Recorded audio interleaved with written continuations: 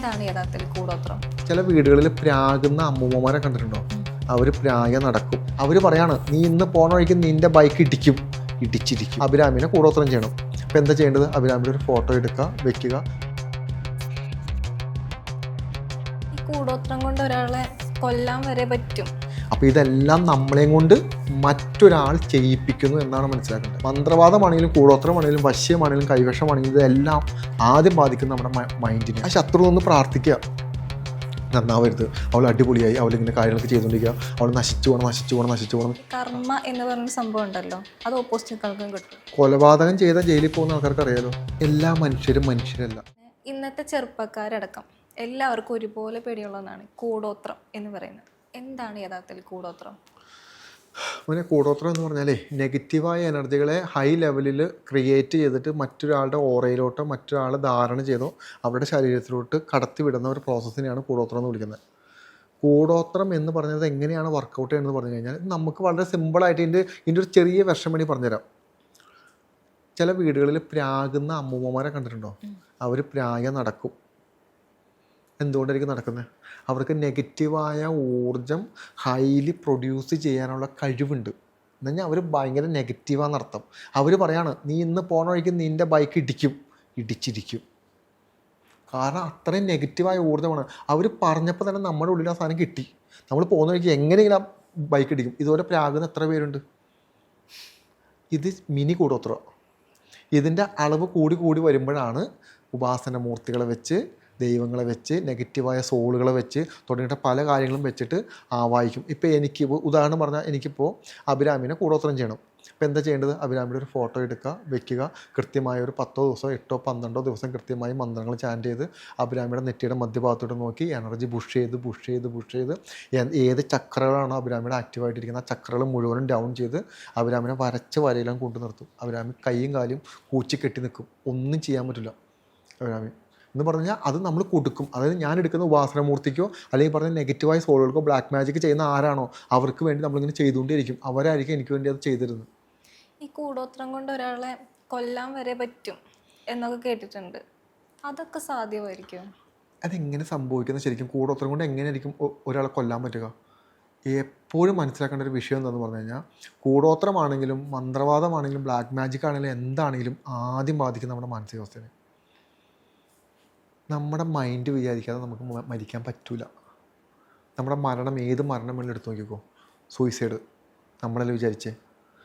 അപകടം നമ്മുടെ അശ്രദ്ധ കൊണ്ടല്ലേ? മറ്റെന്തെങ്കിലും ആത്മഹത്യകൾ നമ്മളല്ലേ ചെയ്യുന്നത്? അപ്പോൾ ഇതെല്ലാം നമ്മളെയും കൊണ്ട് മറ്റൊരാൾ ചെയ്യിപ്പിക്കുന്നു എന്നാണ് മനസ്സിലാക്കേണ്ടത്.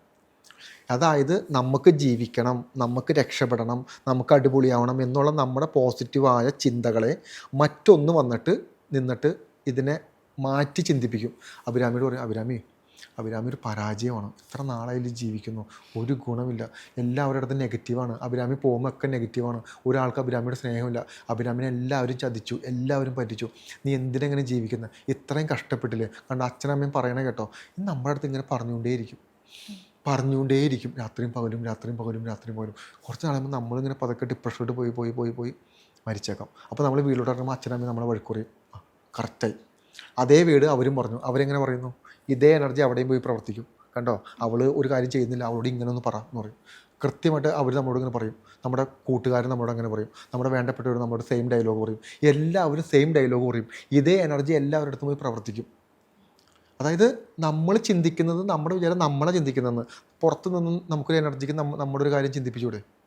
പറഞ്ഞു തന്നൂടെ നമുക്ക്? നമ്മൾ വിചാരിക്കണം എന്താ അതല്ലേ ശരിയെന്ന് നമ്മൾ ചിന്തിക്കുള്ളൂ. 10 പേര് അങ്ങനെ പറഞ്ഞു കഴിയുമ്പോൾ അഭിരാമി ചിന്തിച്ചത് ശരിയായില്ലേ? അപ്പോൾ അഭിരാമി അടുത്ത് എന്ത് ചെയ്യും? പോയി സൂയിസൈഡ് ചെയ്യും. നശിച്ചോ? ഇനി അടുത്ത നിമിഷം അഭിരാമിയുടെ ബിസിനസ്സിനെ തകർക്കണം. എന്ത് ചെയ്യണം? അഭിരാമി ഒരു കാര്യം ചെയ്തിട്ടൊന്നും ശരിയാവില്ല കേട്ടോ, ബിസിനസ് മൊത്തം പരാജയമാണ്, അങ്ങനെയാണ് ഇങ്ങനെയാണ്. അഭിരാമി എന്ത് ചെയ്താലും നെഗറ്റീവാകും. അഭിരാമി പോസിറ്റീവായിട്ടൊരു കാര്യം ചെയ്യുമ്പോൾ ആ എനർജി ലെവലിൽ നിന്നിട്ട് അത് മൊത്തം നെഗറ്റീവാക്കി കളയും. ഓപ്പോസിറ്റ് നിൽക്കുന്ന ആളെ നെഗറ്റീവാക്കി കളയും. ബിസിനസ് ചെയ്യാൻ പറ്റില്ല. ഒരു ബിസിനസ് പൊട്ടി, 2 ബിസിനസ് പൊട്ടി, 3ാമത്തെ ബിസിനസ് അഭിരാമി വിചാരിക്കും ഞാൻ നെഗറ്റീവാണോ, പ്രതികരണം. എല്ലാം മൈൻഡാണ്. മൈൻഡിനെയാണ് ആദ്യം കൺട്രോൾ ചെയ്യുന്നത്. മറിച്ച് തിരിച്ച് പറയാണ് അഭിരാമി ഒരു പരാജയമാണ്, ഞാൻ പരാജയമായിക്കോട്ടെ, ഞാൻ ട്രൈ ചെയ്യും. അഭിരാമി ഇത് കഴിച്ചത് നടക്കണ്ട, തിരിച്ച് പറഞ്ഞു നോക്ക്, ബാധിക്കില്ല. മാക്സിമം ട്രൈ ചെയ്യും. നമുക്ക് നെഗറ്റീവായ ഊർജ്ജം തരാൻ തുടങ്ങും. ചില ആളുകൾ നമ്മളെ വന്ന് ഭയങ്കരമായിട്ട് നെഗറ്റീവ് അടിപ്പിക്കും. നമ്മൾ തളരരുതെന്നുള്ളതാണ്. അതിന് നമുക്ക് ബലം വേണമെങ്കിൽ ഞാൻ നേരത്തെ പറഞ്ഞ പോലെ നല്ല ഉപാസനകളോ മന്ത്രങ്ങളോ അല്ലെങ്കിൽ നമുക്ക് നല്ല മെഡിറ്റേഷൻസോ ചെയ്ത് പോയി കഴിഞ്ഞാൽ ഇത് നമ്മളെ ബാധിക്കില്ല. പൈസ മുടക്കില്ല മോളെ. ഇപ്പം ഞാനിവിടെ നിന്ന് പറഞ്ഞുകൊണ്ടിരിക്കുന്നത്, ഇപ്പം ഞാൻ മെഡിറ്റേഷൻ കൊടുക്കുന്ന, ഞാൻ മെഡിറ്റേഷന് 1 രൂപ പൈസ മുടക്കില്ല. സമയം മുടക്കുന്നുണ്ട്. നമുക്കിവിടെ സമയം മുടക്കാൻ തയ്യാറല്ല. നമ്മൾ രാവിലെ ഒരു 10-15 മിനിറ്റ് അമ്പലത്തിൽ പോകുന്നു, തിരിച്ചു വരുന്നു, 15 മിനിറ്റത്തെ പരിപാടി രക്ഷപ്പെട്ടു. ഇതാണ് നമ്മുടെ ചിന്ത. നമ്മൾ അതിനു വേണ്ടി മണിക്കൂറുകളോളം മാറ്റി വയ്ക്കാൻ നമുക്ക് മനസ്സില്ല. മനസ്സിലാവുന്നില്ല. അപ്പോൾ ഇത്രേ ഉള്ളൂ. മന്ത്രവാദമാണെങ്കിലും കൂടോത്രമാണെങ്കിലും വശ്യമാണെങ്കിലും കൈവശമാണെങ്കിലും ഇതെല്ലാം ആദ്യം ബാധിക്കുന്നത് നമ്മുടെ മൈൻഡിനെ, നമ്മുടെ കോൺഫിഡൻസിനെ ആദ്യം തകർക്കും, നമ്മുടെ കഴിവില്ലായ്മേനെ പൊക്കിക്കൊണ്ടുവരും, നമ്മുടെ തോൽവികളെ വീണ്ടും വീണ്ടും നമുക്ക് കാണിച്ചു തരും, നമുക്ക് ഏറ്റവും കേൾക്കാൻ താല്പര്യമില്ലാത്ത വാക്കുകളെ വീണ്ടും വീണ്ടും മറ്റുള്ളവർ നമ്മൾ പറയിപ്പിക്കും. ഇതാണ് നമുക്ക് ചുറ്റും നിന്ന് പ്ലേ ചെയ്യുന്നത്. എന്ന് പറഞ്ഞു കഴിഞ്ഞാൽ ഒരു മന്ത്രവാദത്തിനോ ഒരു നെഗറ്റീവ് സോളിനോ ഏറ്റവും നമ്മൾ പറയില്ല ഏറ്റവും മോശമായിട്ടാണ് പെരുമാറാൻ പറ്റുള്ളൂ നമ്മുടെ അടുത്ത്. അതിന് കൂടിയ അളവിലുള്ള എനർജി ഇല്ല. ആ ഫ്രീക്വൻസിയിൽ നമ്മൾ പെട്ടുപോകരുത്. ആരെ വേണമെങ്കിലും എടുത്ത് നോക്കിക്കോ. ഇവിടെ നമുക്ക് ചുറ്റും സൂയിസൈഡ് ചെയ്ത് ആരെ വേണമെങ്കിലും അവരുടെ തൊട്ട് മുന്നത്തെ ലൈഫ് എടുത്ത് നോക്കിക്കോ. അവർ ഞാൻ ഈ പറയുന്ന മൈൻഡ് സെറ്റിലൂടെ ആയിരിക്കും അവർ കടന്നു പോയത്. മനസ്സിലാവുന്നുണ്ടോ? അപ്പോൾ ഇതാണ് അതിനകത്ത് ഭയങ്കര ഇമ്പോർട്ടൻറ്റാണ്. നമ്മുടെ മൈൻഡ് സെറ്റ് ഭയങ്കര ഇമ്പോർട്ടൻറ്റാണ്. അത് നമ്മൾ വിചാരിക്കും നമ്മുടെ കൺട്രോളാണെന്ന്. ഒരു മിനിറ്റ്. അത് നമ്മൾ വിചാരിക്കും നമ്മുടെ കൺട്രോളാണെന്ന്. അത് നമ്മുടെ കൺട്രോളല്ല. അതിന് മറ്റൊരാൾക്കും കൺട്രോൾ ചെയ്യാൻ പറ്റും. അഭിരാമിനെ വേണമെങ്കിൽ മറ്റൊരാൾക്കും കൺട്രോൾ ചെയ്യാൻ പറ്റും. അഭിരാമിക്ക് ശക്തമായ ചിന്തകൾ തരാൻ തുടങ്ങും. വശ്യം എന്താണ്? ഇത് തന്നെയാണ് വശ്യം. നിരന്തരമായി അഭിരാമിയുടെ നെറ്റിയുടെ മധ്യഭാഗത്തോട്ടോ അഭിരാമിയുടെ ശരീരത്തിലോട്ടോ അഭിരാമിയെ ബന്ധപ്പെട്ട എന്തെങ്കിലും വസ്തുവോ മുടിയോ എന്തെങ്കിലും സാധനങ്ങളോ എടുത്ത് വെച്ച് കൃത്യമായി മന്ത്രങ്ങൾ ചാൻറ്റ് ചെയ്ത് കൃത്യമായി എനർജി പാസ് ചെയ്ത് വശ്യപ്പെടുത്തിയെടുക്കും. അങ്ങനെ കാണുമ്പോൾ തന്നെ ഇതെൻ്റെ ഒരു സോൾമേറ്റ് ആണെന്ന് തോന്നിപ്പോവും, അല്ലെങ്കിൽ ഇതെൻ്റെ ഒരു ട്രെയിൻ ഫ്ലെയിമാണെന്ന് തോന്നിപ്പോവും. ആ തോന്നലാണ് വശ്യം. അങ്ങനെ സാധനമേ ഇല്ല. നമ്മൾ പെട്ടുപോകും. ജീവിതത്തിലോട്ട് കിടക്കുമ്പോഴേ നമുക്ക് മനസ്സിലാവുള്ളൂ പണി പാളിയെന്ന്. പുറത്ത് കിടക്കാൻ പറ്റില്ല. നമ്മൾക്ക് ഒരാൾ കൂടോത്രം വെച്ചിട്ടുണ്ടെന്ന് നമുക്ക് എങ്ങനെ തിരിച്ചറിയാൻ പറ്റും? നമ്മൾ രക്ഷപ്പെടില്ല. അപ്പോൾ നമുക്ക് മനസ്സിലാക്കാൻ പറ്റും കൂടോത്രം ഉണ്ടെന്ന്. സിമ്പിളാണത്. ഒരു പോസിറ്റിവിറ്റി ഉണ്ടാവില്ല മോനെ. നമുക്ക് അവിടെ അമ്പലത്തിൽ പോകുന്നുണ്ട്, പള്ളിയിലൊക്കെ പോകുന്നുണ്ട്, പക്ഷെ നമുക്കൊരു പോസിറ്റിവിറ്റി ഇല്ല. നമ്മൾ ഡെഡിക്കേറ്റ് ചെയ്യുന്നുണ്ട്, നമ്മൾ കഷ്ടപ്പെടുന്നുണ്ട്, പക്ഷെ നമുക്കൊരു വളർച്ചയില്ല. നമുക്ക് കൂടെ നിൽക്കുന്ന ആൾക്കാരുടെ അടുത്ത് നമുക്കൊരു മാനസികാവസ്ഥ, ഇത്തരത്തിലുള്ള കുറേ എനർജി ലെവലിൽ നമുക്കത് അനുഭവിക്കാൻ പറ്റും. അത് ഒരു വട്ടമല്ല, ഒരു വട്ടമൊക്കെ നമ്മുടെ ജീവിതത്തിൽ എപ്പോഴും സംഭവിക്കുന്ന, നിരന്തരം വർഷങ്ങളോളം ഇങ്ങനെയാണ് സംഭവിക്കണമെങ്കിൽ അതിൻ്റെ അർത്ഥം എന്ന് പറഞ്ഞാൽ നമുക്കിട്ട് ആരോ പണി തരുന്നുണ്ട്. ഇനി കൂടോത്രം എന്ന് പറയുന്നത് ഒരാൾ ആ ശത്രു നിന്ന് പ്രാർത്ഥിക്കുക, നന്നാവരുത്, അവൾ അടിപൊളിയായി, അവളിങ്ങനെ കാര്യങ്ങളൊക്കെ ചെയ്തുകൊണ്ടിരിക്കുക, അവൾ നശിച്ചു പോകണം പ്രാർത്ഥിക്കുന്നതും ഒരു നെഗറ്റീവായ ഊർജ്ജം ഡെവലപ്പ് ചെയ്ത് നമ്മുടെ ബോഡിയിലോട്ട് വരും. എങ്ങനെയാണ് പ്രാർത്ഥിക്കുന്നത്? നമ്മുടെ ഫേസ് കണ്ടിട്ടാ. ഇതാണ് നമ്മുടെ പോയിൻ്റ്, എനർജി പോയിൻ്റ്. ഇതിലോട്ട് ഒരാളിങ്ങനെ സൂക്ഷിച്ച് കുറച്ച് നേരം ഇങ്ങനെ നോക്കിയിരുന്ന് കഴിഞ്ഞാൽ ആ എനർജി പുഷ് ചെയ്യാൻ പറ്റും. ഇതിനെ ബ്ലോക്ക് ചെയ്യണമെങ്കിൽ നമ്മൾ പ്രൊട്ടക്ഷൻ എടുക്കണം. നമ്മൾ എനർജി നമ്മൾ സെറ്റ് ചെയ്യണം. നമുക്ക് നല്ല കോൺഫിഡൻസ് വേണം, ഈശ്വര വിശ്വാസം വേണം, പ്രൊട്ടക്റ്റഡ് ആവും. അപ്പോൾ ഒരാളെ എനർജി അങ്ങോട്ട് പുഷ് ചെയ്താൽ ഓറയിൽ തട്ടിയിട്ട് അത് നേരെ തിരിച്ച് ഇങ്ങോട്ട് തന്നെ വരും. ഒരാൾക്കൊന്നും ചെയ്യാൻ പറ്റില്ല. സിമ്പിൾ പ്രോസസ്സാണ്. മറ്റേ നമ്മളെന്താ ചെയ്യുന്നത്? ഒരു ബുദ്ധിമുട്ട് വരുന്നു, ആരുടെയും ഓടിച്ചെല്ലുന്നു, എന്തെങ്കിലും പൂജകളോ കർമ്മങ്ങളോ ഹോമങ്ങളോ ചെയ്യുന്നു, തിരിച്ചു വരുന്നു. അടുത്ത ബുദ്ധിമുട്ട് വരുമ്പോൾ വീണ്ടും ഓടിച്ചെല്ലുന്നു. ഇത് തന്നെ മരണം വരെ നമ്മൾ ചെയ്തുകൊണ്ടിരിക്കും. നമുക്ക് എന്തുകൊണ്ട് സ്ട്രോങ് ആയിക്കൂടാ? ഒരു പൈസ മുടക്കില്ലല്ലോ, ഒന്നുമില്ലല്ലോ, പിന്നെ എന്തുകൊണ്ട് ചെയ്തുകൂടാ? ഡെഡിക്കേഷൻ വേണം. സ്പിരിച്വലായ കാര്യങ്ങൾ എല്ലാവർക്കും ചെയ്യാൻ പറ്റില്ല. ഇപ്പോൾ ഇതുപോലെ തന്നെ ഒരാൾ നമുക്ക് കൂടോത്രം വെച്ചു, അപ്പോൾ അയാൾ നശിച്ചു പോയി എന്ന് വിചാരിക്കാം. പക്ഷെ ഇതുകൊണ്ട് മറ്റേ കർമ്മ എന്ന് പറഞ്ഞൊരു സംഭവം ഉണ്ടല്ലോ, അത് ഓപ്പോസിറ്റുകൾക്കും കിട്ടുമോ? ഉറപ്പല്ലേ? അപ്പം എന്തുകൊണ്ട് അവരത് ചെയ്യുന്നു? കൊലപാതകം ചെയ്താൽ ജയിലിൽ പോകുന്ന ആൾക്കാർക്ക് അറിയാലോ. ഒരാളെ ഉപദ്രവിച്ചാലും ജയിലിൽ പോകും. ജയിലിലുള്ള എന്തോരം ആൾക്കാർ ജയിലിൽ കിടക്കുന്നത് എന്തുകൊണ്ടായിരിക്കും അത് ചെയ്യുന്നത്? എല്ലാ മനുഷ്യരും മനുഷ്യരല്ല. മനുഷ്യൻ്റെ ശരീരം അണിഞ്ഞിരിക്കുന്ന ഒരുപാട് നെഗറ്റീവ് സോളുകളുടെ കൺട്രോളിലിരിക്കുന്ന മനുഷ്യരാണ് നമുക്ക് ചുറ്റുമുള്ളത്. അവർക്ക് ആരോടും അനുകമ്പയില്ല, അവർക്ക് ആരോടും സ്നേഹമില്ല, അവർക്ക് ആരോടും ആത്മാർത്ഥതയില്ല. പക്ഷെ അവർക്ക് വളരെ മനോഹരമായി സംസാരിക്കാനും വളരെ മനോഹരമായിട്ട് ചിരിച്ച് കാണിക്കാനും അറിയാം. നമ്മുടെ വിചാരം എന്താണെന്ന് അറിയാമോ? ഒരാൾ മനോഹരമായി ചിരിച്ചോ ഒരാൾ മനോഹരമായി സംസാരിക്കുകയോ ചെയ്തു കഴിഞ്ഞാൽ അവൻ ഭയങ്കര അടിപൊളിയാണെന്നാണ് നമ്മുടെ വിശ്വാസം. അല്ല, ഇറ്റ്സ് എ ഫേക്ക്. ഒരു ഫേക്കായ ആളാണ് എപ്പോഴും ഒരാളെ ടാർഗറ്റ് ചെയ്ത് സ്നേഹവും കെയറും വാരി കൊടുത്ത് ഇങ്ങനെ തന്നുകൊണ്ടേ ഇരിക്കുള്ളൂ. അങ്ങനെ ഒരാൾ നമുക്ക് വേണ്ടി ഒരാൾ ഇങ്ങനെ തരുന്നുണ്ടെങ്കിൽ അതിൻ്റെ അർത്ഥം അവനെന്ത് ഉദ്ദേശമുണ്ടെന്ന്. അല്ലെങ്കിൽ നമുക്ക് വേണ്ടി മറ്റൊരാൾക്ക് കൊടുക്കാൻ നമ്മുടെ ജീവിതത്തിൽ ഇവിടെ സമയം കൊടുക്കാൻ, നമുക്ക് കൊടുത്തുകൊണ്ടേയിരിക്കാൻ നമുക്കവിടെ സമയം എന്ന് പറഞ്ഞു കഴിഞ്ഞാൽ എല്ലാ മനുഷ്യരും മനുഷ്യരല്ല. ആ ബോധം എന്ന് വരുന്ന അന്ന് നമ്മൾ രക്ഷപ്പെടും. പല മനുഷ്യരും നമ്മളെ വേദനിപ്പിക്കാനും നമ്മളെ ചീറ്റ് ചെയ്യാനും നമ്മളെ ചതിക്കാനും ആ എനർജി സ്വീകരിക്കാൻ വേണ്ടി നടക്കുന്ന നെഗറ്റീവ് സോൾ പ്രസൻസിലുള്ള മനുഷ്യരാണ്. 90% മനുഷ്യരും ഈ പറയുന്ന നെഗറ്റീവ് സോൾ പ്രസൻസുകൾ അനുഭവിക്കുന്ന മനുഷ്യരാണ്. അത് സെക്ഷൽ എനർജി ആവാം, ഫിനാൻഷ്യൽ ആവാം, മറ്റ് പല കാര്യങ്ങളാവാം. ചില മനുഷ്യർക്ക് ഒന്നും വേണ്ട, അവർക്കൊരാളെ വേദനിപ്പിച്ചാൽ മാത്രം മതി. വാക്കുകൾ പറഞ്ഞ് വേദനിപ്പിക്കാനായിട്ട് അവർ സന്തോഷിക്കും, പിന്നെയും വേദനിപ്പിക്കും, പിന്നെയും സന്തോഷിക്കും. ഇവർക്ക് എന്ത് സുഖം കിട്ടിയിട്ടാണ് ഇവർക്ക്? ആലോചിച്ച് നോക്കി. സംതിങ് എന്താ, നമ്മൾ നെഗറ്റീവ് ആകുമ്പോൾ നമ്മുടെ ഉള്ളിലുണ്ടാവുന്ന പോസിറ്റീവായ ഊർജ്ജം നഷ്ടപ്പെടുന്നത് അവരെ സ്വീകരിക്കുന്നത്.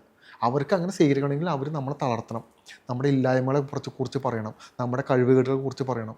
അപ്പോൾ നമ്മൾ തളർന്നു പോകും. അത് കണ്ട് അവർ ആസ്വദിക്കും. അപ്പോൾ നമ്മുടെ ശരീരത്തിൻ്റെ ഊർജ്ജം വലിച്ചെടുക്കും അവർ. അപ്പോൾ ഇതുപോലെ കുറേ മനുഷ്യർ നമുക്ക് ചുറ്റുമുണ്ട്. ഒരിക്കലും ഒരു മനുഷ്യനെ നമ്മൾ കയറി ട്രസ്റ്റ് ചെയ്യരുത്. എന്ന് പറഞ്ഞാൽ നല്ല മനുഷ്യരും ചീത്ത മനുഷ്യരും ഇല്ലാതെ ലോകത്ത്. ട്രസ്റ്റ് ഒരിക്കലും ചെയ്യരുത്. കാരണം നമ്മളെപ്പോലും നമുക്ക് ട്രസ്റ്റ് ചെയ്യാൻ പറ്റാത്ത സാഹചര്യത്തിൽ നമ്മൾ നിൽക്കുന്നു. പിന്നെ നമ്മളെങ്ങനെ കയറി മറ്റുള്ളവർ കയറി ട്രസ്റ്റ് ചെയ്യുന്നത് എന്ന് പറഞ്ഞു കഴിഞ്ഞാൽ, ഓരോ മനുഷ്യരുടെ കൂടെയും ഒന്നിലധികമോ സോളുകൾ ഉണ്ടാവാം. പോസിറ്റീവ് ആവാം, നെഗറ്റീവ് ആവാം. ഇപ്പം ഞാൻ സ്പിരിച്വൽ ആണെങ്കിൽ എൻ്റെ കൂടെയുള്ളത് സ്പിരിച്വൽ എനർജീസ് ആയിരിക്കും.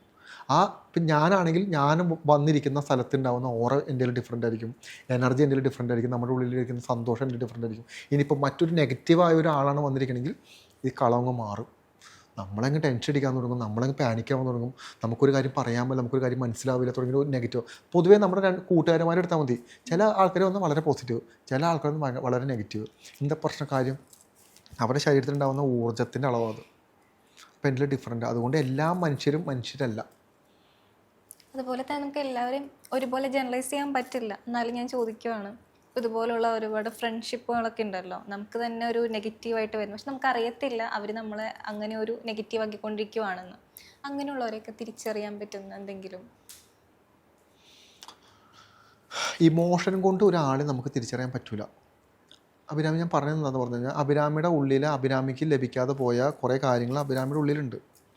സ്നേഹം, അറ്റാച്ച്മെൻറ്റ്, കെയർ, ഒരു പ്രൊട്ടക്ഷൻ, ഇതെല്ലാം അഭിരാമിക്ക് ലഭിക്കാതെ പോയ കാര്യങ്ങളാണ്. ഇത് വെച്ചിട്ടായിരിക്കും അഭിരാമി മറ്റുള്ളവരെ വിലയിരുത്തുന്നത്. ഇത് തരുന്ന ആളുകളായിരിക്കും അഭിരാമി സെലക്ട് ചെയ്യുന്നത്. മനസ്സിലാവുന്നുണ്ടോ എന്ന് പറഞ്ഞു കഴിഞ്ഞാൽ, അഭിരാമിക്ക് ലഭിക്കാതെ പോയ കാര്യങ്ങൾ അഭിരാമി മറ്റുള്ളവരെ വെച്ച് താരതമ്യം ചെയ്യും. അത് തരുമ്പോൾ അഭിരാമിയുടെ വിചാരം അത് അവർക്ക് ഭയങ്കര സ്നേഹമായതുകൊണ്ടാണ്. അങ്ങനെയല്ല മനസ്സിലാക്കേണ്ട. ഇമോഷൻ വെച്ചിട്ട് ആരെയും അളക്കരുത്, എനർജി ബേസിൽ അളക്കാവും. കണ്ണുകളടച്ച് ആളുടെ അടുത്തിരിക്കുമ്പോൾ നമുക്ക് എന്താണോ അനുഭവപ്പെടുന്നത്, ദിസ് ആർ റിയൽ. അവിടെ ഇമോഷൻ പാടേയില്ല. അയ്യോ അവനെന്നോട് ഭയങ്കര സ്നേഹത്തോടെ സംസാരിച്ചാണല്ലോ, അവൻ എന്നെ കെയർ ചെയ്താണല്ലോ, അയ്യോ അല്ലെങ്കിൽ അവളെന്നെ ഒരുപാട് സഹായിച്ചാണല്ലോ, അവളെൻ്റെ കൂട്ടുകാരിയാണല്ലോ, അങ്ങനെയൊന്നും ചിന്തിക്കരുത്. ഒരാളുടെ അടുത്ത് നമുക്കിരിക്കുമ്പോൾ നമുക്കുണ്ടാകുന്നൊരു പീസ്ഫുൾ മൈൻഡ് സെറ്റ് ഉണ്ട്. ആ ആളുടെ ശരീരത്തിൽ നിന്ന് വരുന്നൊരു ഊർജ്ജമുണ്ട്. അതിന് നമ്മൾ സെൻസ് ചെയ്യാൻ പഠിക്കണം. ഊർജ്ജത്തിന് കളവ് പറയാൻ പറ്റില്ല. ഇപ്പം ഞാൻ വളരെ പോസിറ്റീവായിട്ട് സംസാരിക്കുന്ന ഒരാളാണ്, എൻ്റെ ഉള്ളിൽ നെഗറ്റീവാണ്. എൻ്റെ കഴിവ് ഉപയോഗിച്ചിട്ട് എനിക്ക് വേണ്ടി അഭിരാമിനെ പറ്റിക്കാം. പക്ഷേ എൻ്റെ ഉള്ളിലുള്ള, ഞാൻ ഇങ്ങനെ ചിന്തിക്കുമ്പോൾ എൻ്റെ ഉള്ളിൽ നിന്ന് പോകുന്ന ഊർജ്ജം എന്തായിരിക്കും? നെഗറ്റീവ് ഊർജ്ജമായിരിക്കും. അഭിരാമി വളരെ മെഡിറ്റേഷനൊക്കെ ചെയ്ത് വളരെ അടിപൊളിയായിട്ട് നിൽക്കുന്ന ഒരാളാണെങ്കിൽ ജസ്റ്റ് ഒന്ന് കണ്ണുകളടച്ചിങ്ങനെ നിന്ന് കഴിയുമ്പോഴേക്കും മനസ്സിലാക്കാൻ പറ്റും ഇതെന്താണ് പറയുന്നത്. അതാണ് സിദ്ധികളിലൊന്ന്. നമുക്ക് മെഡിറ്റേഷൻ ചെയ്യുമ്പോൾ ആദ്യം വരുന്ന സിദ്ധികളിലൊന്നത്. അത് വെച്ച് നമുക്ക് കണ്ടുപിടിക്കാൻ പറ്റും. അത് വെച്ചേ കണ്ടുപിടിക്കാവൂ.